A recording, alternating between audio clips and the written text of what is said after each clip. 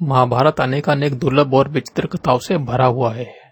रिश्तों के चौंकाने वाले कई कथानक इसमें समाये हुए हैं।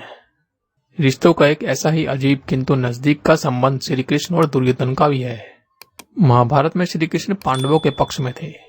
इस वजह से दुर्योधन श्री कृष्ण को पसंद नहीं करता था। वह श्री कृष्ण को शत्रु मानता था। लेकिन श्री कृष्ण का भी खास रिश्ता दुर्योधन से था।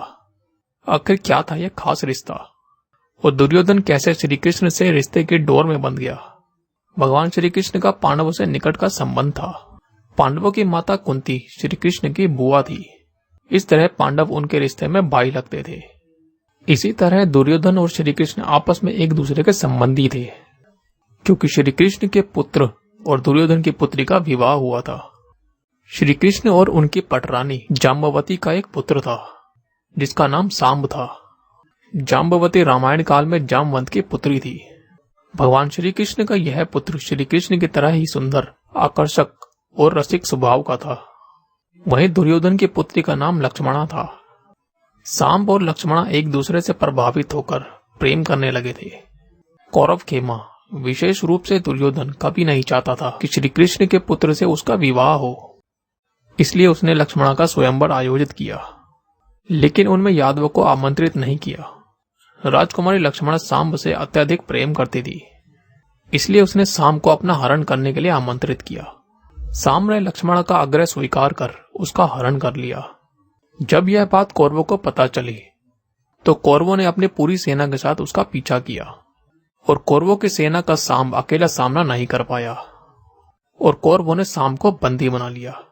यदुवंशियों को जब यह बात पता चली तो उन्होंने कौरवों से युद्ध करने की बात कही और हस्तिनापुर चल पड़े। तब बलराम और श्री कृष्ण वहां पहुंचे। बलराम ने सांब और लक्ष्मणा के विवाह के लिए दुर्योधन को मनाने की कोशिश की, लेकिन वह नहीं माना।